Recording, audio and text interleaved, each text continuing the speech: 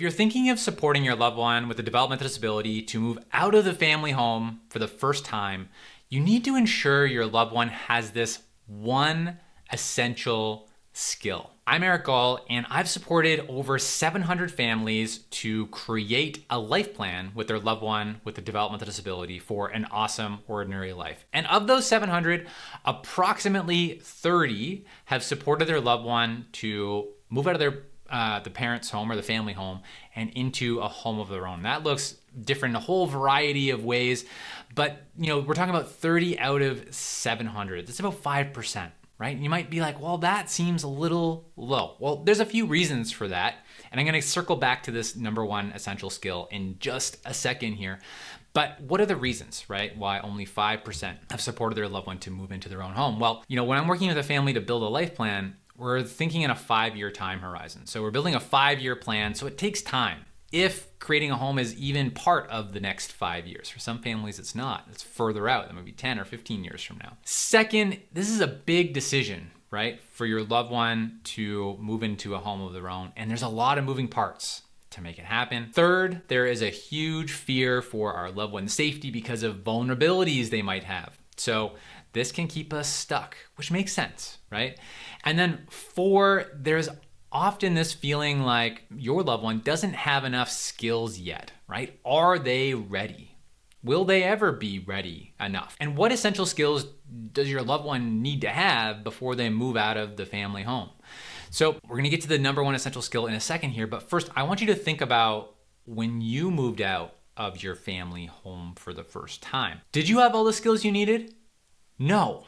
Right? A lot of learning happened once you moved into your own place, right? So after you moved out. The same thing applies to your loved one, right? But there is this one essential skill that your loved one does need before they move out. And that number one essential skill is to be able to ask for help. We all need help, right? Even if you were hearing me talk about independence, we're talking about getting your loved one to be maybe a bit more independent. We still all rely on other people.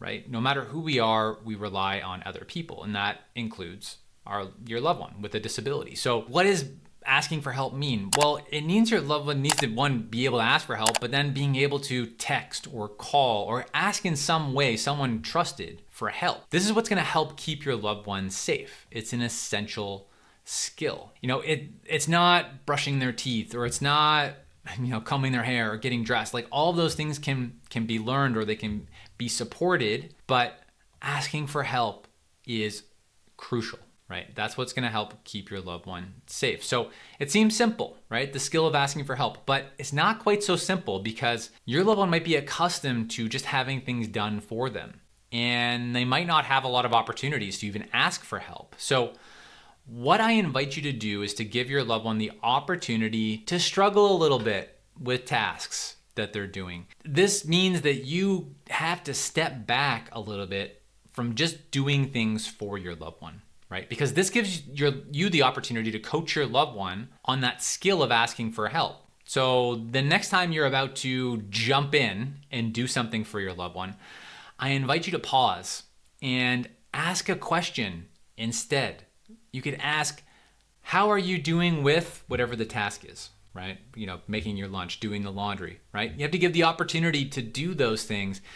And then instead of just jumping in, ask your loved one how they're doing with whatever tasks they're working on, right? Let them respond. And then you can follow up with a question like, what do you need? Or what would be helpful for you, right? And allow them to get into that practice of asking for help. Great, I'm happy to help.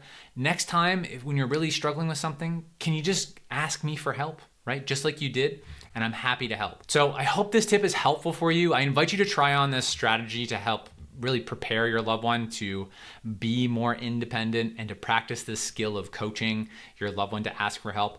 And if you're looking for more insights on supporting your loved one to have a better future, I invite you to download my free Life Planning 101 guide by clicking the link below here in the show notes and getting your free copy. Also, if you found this information helpful, I invite you to like this video, subscribe to this channel so you get more content just like this, and I try and release a weekly video for you.